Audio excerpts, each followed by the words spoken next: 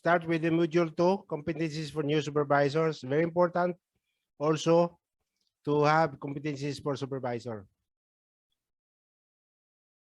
So what we will consider definition of its competency, why its competency is of vital importance to newly appointed supervisors. The supervisor will not succeed if he hasn't got all the competencies that he needed to be successful in his work as supervisor. So a step-by-step action plan for your self-improvement. So competency is a knowledge, skills, and attitude combined. Actually, you can also include in behavior. So competency is knowledge, skills, and attitude combined. A skill is the ability to do something, like typing, driving. Competencies are behaviors. Learn how to do typing on a keyboard, that is skill. Learn how to type, understand the things you put input, and you do it properly, effectively, and efficiently, that is competency. The complete package competency, because you have to have knowledge to operate the computer. You have to have skills to type in the keyboard. So it's combination. It's the attitude that you're putting into it. Okay. So skills are specific, competencies are broad. Okay. Competency combine ability and knowledge. Type of competencies. You have the behavioral competencies, technical competencies, and leadership competencies. Okay. You should have all these competencies for you to succeed as supervisor. These concerns soft skills, abilities, the behavioral competencies. What are the soft skills? Your ability to identify the problem, ability to define the problem, ability to identify the root cause of the problem, ability to analyze things, analytical thinking, those are the competencies: analytical thinking, lateral thinking, communication skills. What else? Communication, ability to communicate. So ability to make people do the right thing and aim to improve and develop self. Work properly, efficiently, and effectively. Comply with company rules and standard operating procedures. Those are the behavioral. You are changing the behavior of a multicultural work environment. These are behavioral competencies.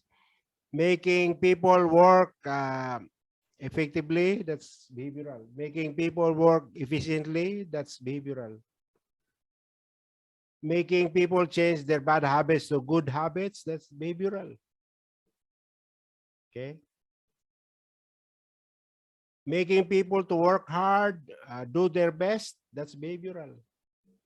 Technical competencies refers to the knowledge and skills how to operate a machine, how to drive a vehicle, how to service machinery and equipment, how to maintain, how to troubleshoot. You need technical competencies, technical know-how, how to make it work, the machine and the equipment, how to recondition the machinery and equipment. These are technical competencies, know-how and skills, combination. You read a lot of books about the machine. You read about the parts catalog.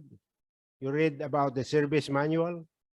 You read about the subscription for you to improve your knowledge. And then you practice it, then that's skills. Practice it every day. Okay, driving, typing, operating a machine, etc. So those are technical competencies. It combines a combination of knowledge and skills. And leadership competencies has the ability to influence and motivate people, able to urge and convince employee to give his best and performance to the best of his ability in order to achieve goals and be successful. These are leadership, influencing people, human relation, interpersonal relationship, with people, winning friends and influencing people. These are leadership competencies. Able to get the people to follow you. This is the leadership competencies. Okay. So these are the three most important competencies that you have to have, okay, in you, so that you'll be able to succeed as supervisor. Okay, let's talk about competencies now, one by one. Okay, the first one that we're going to discuss is the influence. Okay, this is about leadership. Persuades others to accept a desired point of view, gain support and commitment from others, effects change in behavior of others. The essence of leadership is influence, and influence is leadership, and leadership is influence, vice versa. People don't want to be managed; they want to be led. What do you mean by this? You ask somebody, oh, you do this, yeah, you do that, don't do that, don't do this. But the person is already good in doing job, but you're still make a noise, you're disturbing the person working. That's not good influencing. That's not good leadership, and that's you don't. People don't want to be managed. They want to be disturbed. Okay, they want to be led. You give him the assignment and let him do the work. Then, as you have discussed the expectation earlier, he has given you the result, and that's it. And the result is good, perfect. That's it. And you should be happy, and you should recognize his, being a good worker. Encourage your people. Yeah, how to do things, how to give their best, how to do things right. Encourage people. Elucidate the organization's vision. Try to make them, make it clear to them that this is the vision, and this is where we're going to contribute to the vision of the organization. So elucidate, model the way, be an example, no leader. You lead as an example, model the way. Yeah, everybody will follow you. You're doing it good, you're doing it right, everybody will follow you. And they're doing a good result, they're seeing a good result, then they will follow you. Just model the way. Facilitation. Leads meetings or group efforts without directing the outcome. What do you mean by that? You're making everybody participate, making everybody make suggestion, making everybody think and suggest. Okay? You're not directing, you're just waiting for the outcome. Creates an environment of openness and trust. You trust somebody, they will trust you. Leads groups to decision where all participants feel a sense of ownership. Efficiency. You can inform, instruct, and listen to your people all at once. Sponsoring evenness of participation. Capturing key points. Very important is capturing key points. You will highlight them, no? They will highlight them, the key points, and discuss further for really understanding it, and uh, working on it, not judging what they say and what the things that will be able to contribute. You think about it, you analyze it, whether it's feasible or not. Don't judge right away. Don't be a judgmental. You have to be open and with clarity also, and analyze, make analysis. If this if it will contribute, then you accept, you approve, you concur. Planning and organizing. Develops comprehensive plans, project plans, monitors progress against goals, assigns clear responsibilities, breaks work down into manageable portions. Okay. Resist the temptation to hold on to the power. Okay. Delegate if you can. Empower people. Empowering your people to make decisions for themselves. No leave alone zap supervision. Okay, don't like be there on at their side all the time, teaching them how to do it, as actually they already know how to do it. Then you just sap them if they make mistakes. I already leave you alone because you know I know that you know how to do it, but you're making lots of failures, lots of mistakes. Then you sap. That's the time that you zap. Collaborate with your people on establishing work plans and organizing tasks. You have to involve them. Okay, discussions. Make involve them in the discussions, roundtable discussions or brainstorming. Analysis gathers relevant information, considers broad range of issues and factors, perceives relationships among diverse information, using logic effectively. Working with diverse information, you get information from all sources, from your people, from other people, from your colleagues, from peers, from subordinates, from management. You process all this diverse information, then analyze. Available to consult with your manager, associates, and peers on database problem solving. Thinking logically through a situation that need attention. Decision making. Okay, makes timely and effective decisions. Delaying or putting up or procrastinating. No? Decision can be frustrating to your followers. They expect you to make a decision because they're just waiting for your decision, for you to make a decision. Then they can continue with their work. They can proceed whatever they things that they want critical for the organization. Then they can do it because you promptly decide on what to do because they're just waiting for you. They are waiting for your instructions so that they can start their work. Windows of opportunity can close on you if you don't make decisions right away. Window of opportunity will be out, will not come in the window, will not will not come close to you. You are wasting that opportunity. So that's why it is good to always make a prompt decision making. Okay, timely decisions are not necessarily quick ones. Okay, correct. You have to analyze first, then you decide. You have to think about all the information, the diverse information I was talking about. You think about it and think of solutions. Then you make a decision. Not like you get the information, then you make decision. You have to analyze first. You have to be an analytical thinker. You have to be a lateral thinker. Base them on solid data and take into account their potential impact on both the organization, your people. So think about whether it's going to give impact to the people, going to give impact to the workers, going to give impact to the organization. Think about it. Think about it. Okay.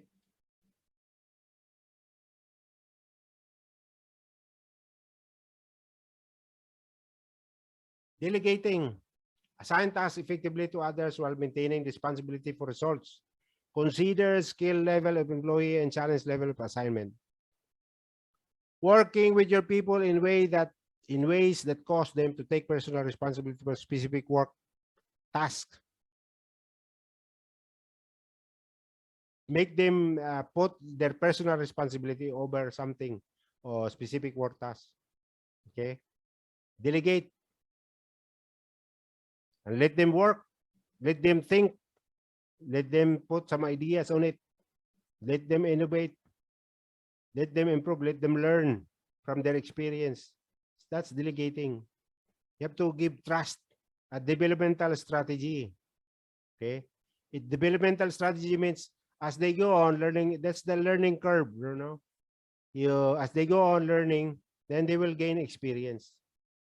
Okay. Stay close in order to observe task-related relevant behaviors and provide specific feedback and suggestion for improvement. Okay.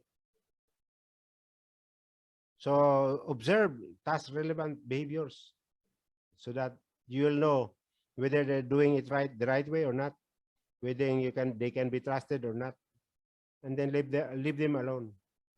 Unload your routine tasks. You don't do all these routine tasks, no? You can delegate them to your guys. That's why you have these people to work under you, to be delegated of some of your responsibilities. You have area of responsibilities that you have to succeed in doing as supervisor.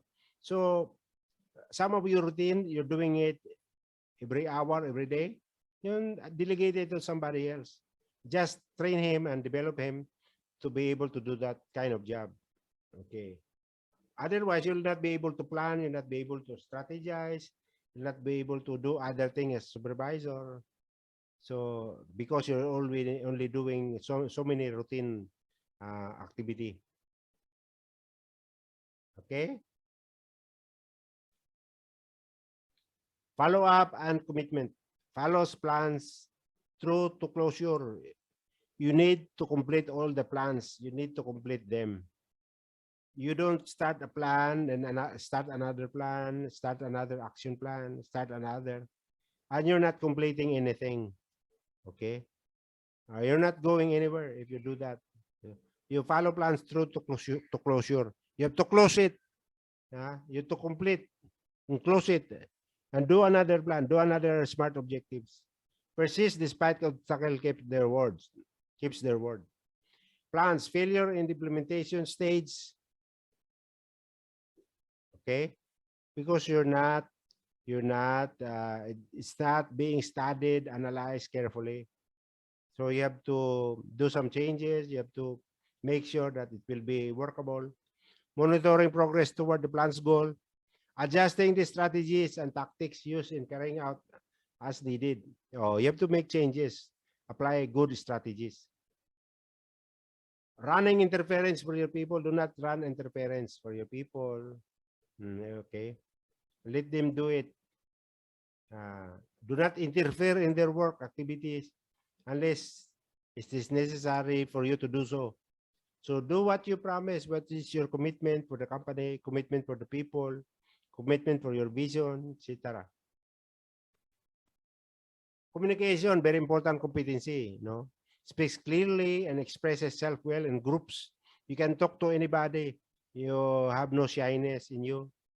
No, you have no stage fright. You know, if you have this, you have to attend communication training. No, very important. You attend communication training, a communication seminar. Conveys ideas in terms the listener can understand. You have to convey ideas that the people will understand you. The most vital competency in this set. The most vital is communication, right? You will be successful if you're a good communicator, supervisor. You can self express, no? The problem with other supervisors not able to express themselves clearly and vividly, building on the ideas of others. People have to understand your speech. It's not, it should be clear. And goals is to make your message clear, to be understood accurately. Okay. Listening, demonstrating attention to and conveys understanding of others. Commit to a lifetime of self-development in this area in learning how to listen. No, requires keeping your mind open to what others say. You have to keep your mind open and understand and clear. It should be clear that you understand the message. So be a good listener.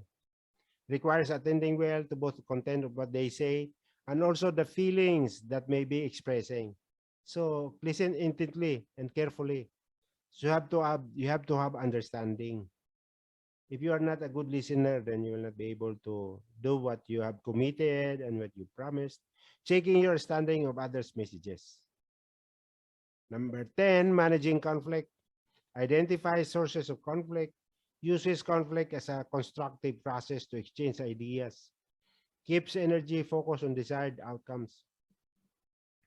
Conflict is seldom resolved, okay? But it should be managed. Isolate its root causes. So you find all the root causes. Right? It could be direct cause, could be indirect cause. It could be underlying cause, whatever it is. Isolate them, you know, trying to solve the problem.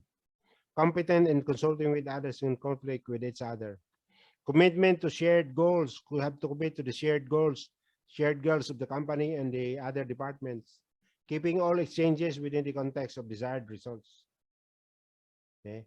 So when you have conflict, when you have arguments, you try to meet between, try to read between the lines and meet, at the end, whether there will be, the common goals will be succeeded or not. So if you have conflict, try to go around it, okay, to solve the problem. Foster teamwork, clarifies roles and responsibilities, build a team.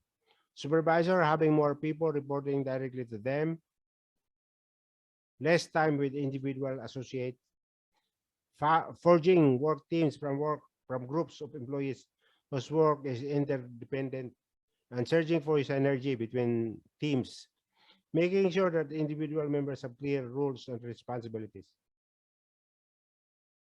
Okay?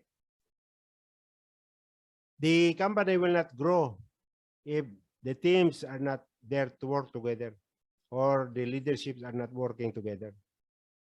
They have to work together. They have to force the team, maybe through activities, team building activities, maybe training again, coaching, okay, guiding, okay.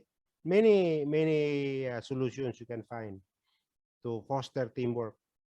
There should be a positive climate, positive culture, so that everybody will work together. And the management, from manager, supervisor, should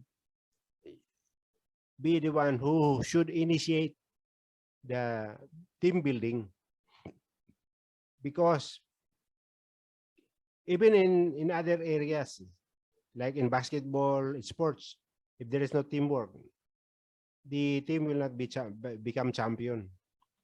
Okay.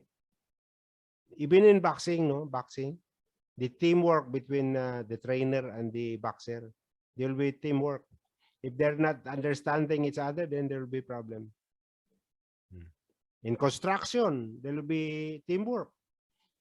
If the mason and the carpenter are not working together, then the building the structure they're building will not be sturdy, will not be strong enough.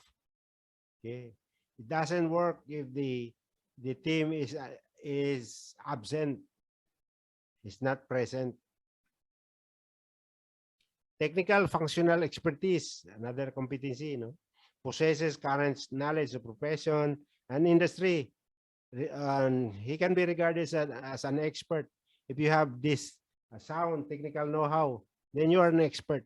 That's why everybody will be called subject matter expert, because they will now do the training, they will do coaching, because they are SME, subject matter expert. Absolutely need to know the work. Okay. You know the work, you know the environment, you know the machines, you know the all the components, you know how they work, the principles of the operation, you know it. Not only a troubleshooter, but also you can troubleshoot and you can understand and you can help the technicians, improve their skills. Viewed as both knowledgeable and skillful, you be knowledgeable and skillful because you gain this from experience, for long experience. That's why, you already have the maturity. Okay. Committed to remaining current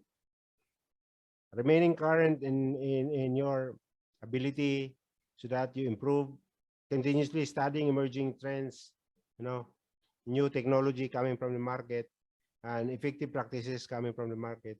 So what you do is you benchmark why other organizations are successful. You benchmark. What are they doing that they are successful? So you try to copy their practices, their habits, working habits, their technical know-how, what kind of training that they are attending, external training, etc. Time management. Okay, sets efficient work priorities. You always have to prioritize. Can work on many tasks simultaneously, balances importance and urgency of tasks. Competent in multitasking. Okay, competent in multitasking. If you can do it, But if you can't do it, you only start the work but not completing it, then do not do multitasking. You do it one by one. One first, then completed another one first. But you have to classify in terms of urgency, in terms of importance.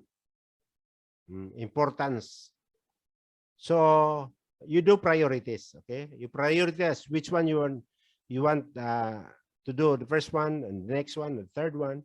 You prioritize. So expect many interruptions. When you do something, something will come up. Your boss, your peers, your colleagues, or your subordinates. But still, you have to prioritize. Do not let them interrupt whatever you're doing right now. You have to complete it.